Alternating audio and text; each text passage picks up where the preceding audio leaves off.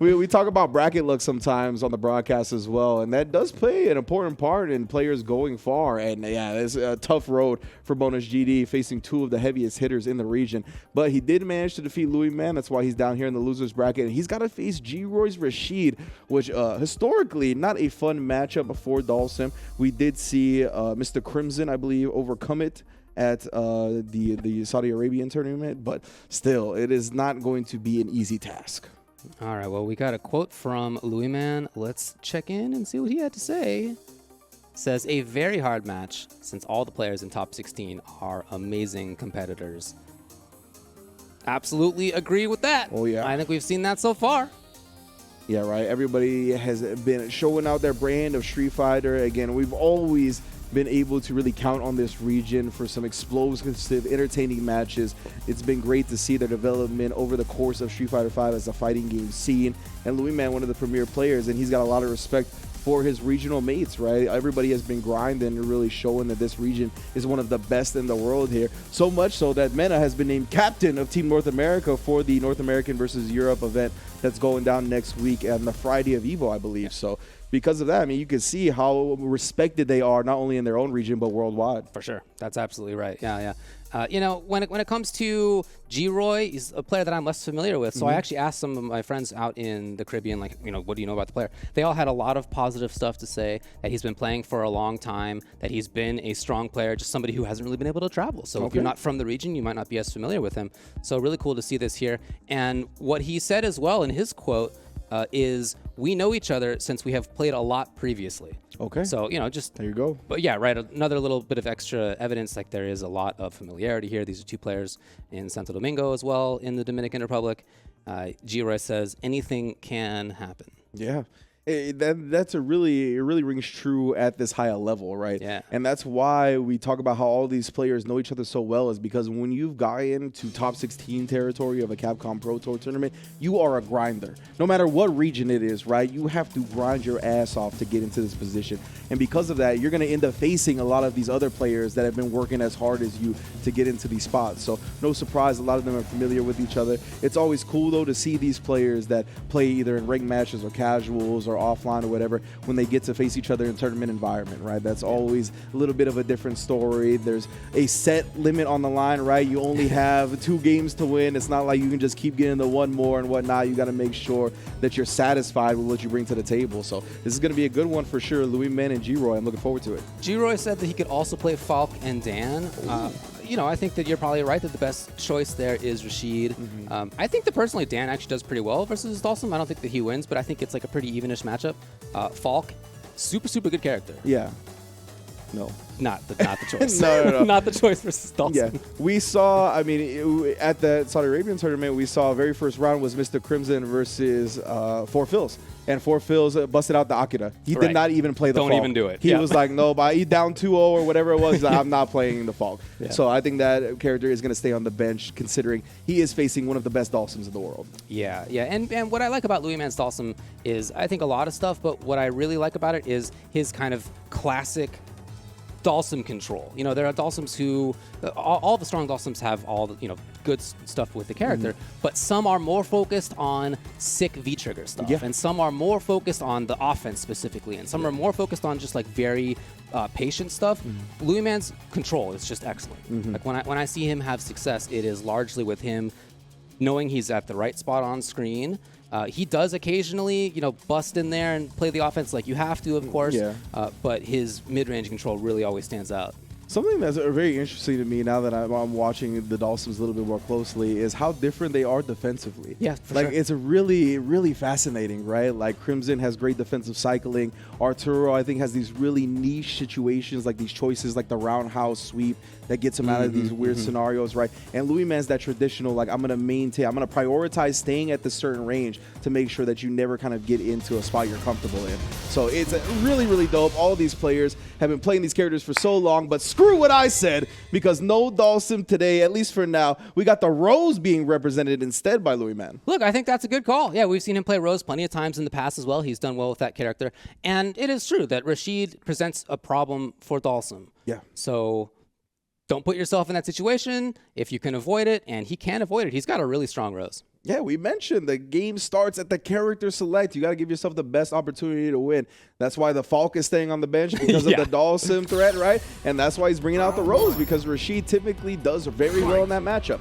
And yeah, LuiMan has a tremendous Rose as well. It's not the first time we've seen him break it out in the Capcom Pro Tour. Rocking V-Skill 2 and V-Trigger 2, so we're going to be getting up to some shenanigans. He's stuck all of a sudden.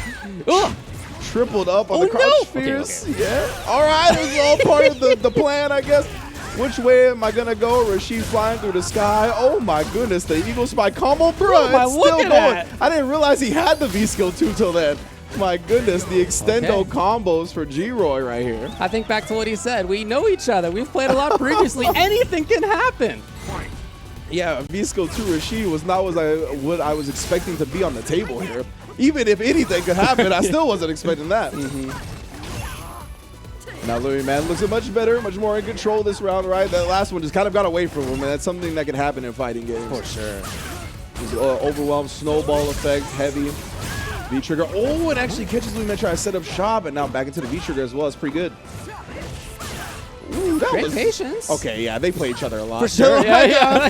Like, that was a crazy anti-air for a V-Skill jumping from that far, like. Ooh, again, and then he had the specific answer that time, but didn't get the follow-up. Now G-Roy gets a chance here. You got to make something happen, fam. Ooh, and that's easy follow-up. I love that trigger this season. It's so strong. Yeah. You really have to respect it. As the person on defense, it's not the kind of thing anymore where you can just take the throw and not worry about it. You have to be concerned.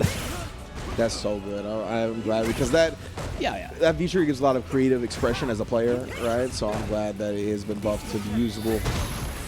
Walking up, okay. Back to back with it. Ooh, try the third time. Both of these players looking to send a little bit of mental messages as well. Ooh, okay. Yeah, can you get a punish? I don't know, maybe. Yeah, I'm not sure if it was a proper punish or not, but either way, G-Roy will take the damage most definitely. Yo, the crouch jab. Okay, old school. Oh, that's baby kill? Super no! Okay, yeah, with the CA follow-up, it definitely would have killed. Oh, finally an anti-air fails, and now G-Roy tagging on the damage. Universal block. Activation point, juggle! It's enough? Wow, G-Roy game one. Whole lot of damage right there, and yeah, LuiMan off the back of not confirming into the CA off that Ganadian combo, had it as an opportunity right there at the end. But sometimes when you have that super and you miss your first chance to do it, it kind of haunts you a little bit, and like you want to get that next bit to get the kill. And I think he kind of find himself overwhelmed in the midst of the Rashid pressure and all that. And yeah, just a great conversion once again from G-Roy. Fat damage on that EX. We talked about LuiMan being in losers because he lost to bonus GD. G-Roy's only here because he lost to Cobb. Certainly one of the best players in the region. Okay then. Yeah. Both of these players in it. Definitely no surprise. And now LuiMan again, he doesn't want to let this get into that tempo that Rashid is so good at. Really what Rashid players look to exploit, trying to turn up the volume a little bit. Yeah, turn up the movement, make it so that this zoner can't really control space by being unpredictable. Okay. Yo, ridiculous call out from LuiMan. The jump forward air there with Rose. Huge damage right there, too. You cannot set up shop autopilot-wise. G-Roy, though, again, the experience showing off right there, too. Picked the perfect spot to do the EX reversal. Oh, I was going to say good blocks. Got to open up at the end. Oh, my goodness. Counter hits on counter hits. And finally exposed one more time. LuiMan finds the low starter that he needed.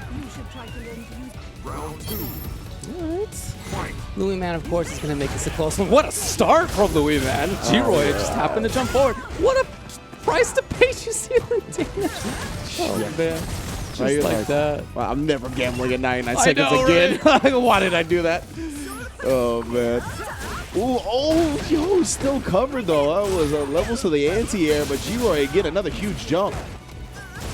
Oh, kind of reaching now. 3 hits. All 3 have come from jump-ins.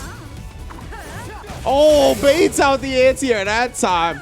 G-Roy finding the timing on LuiMan's defense.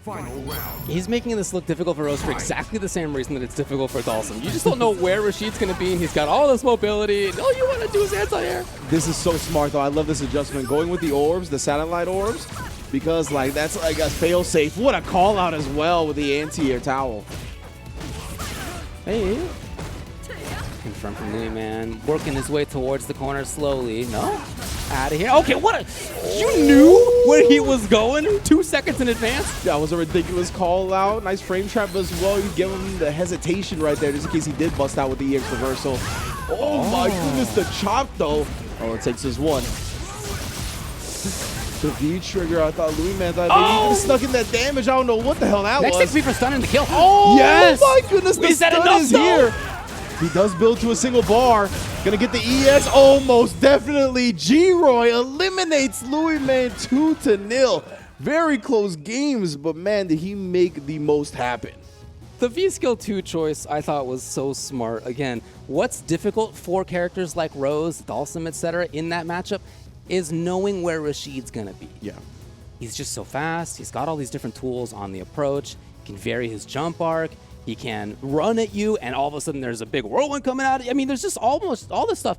And V-Skill 2 makes that all the more unpredictable. Yeah. You just have extra options, and he played that to a T. Even though, as we were talking about, you could clearly see LuiMan has a ton of experience here. Like, he was, in some cases, specifically calling out where G-Roy was going to go, even with V-Skill 2 movement, and yet, nevertheless, still difficult to deal with.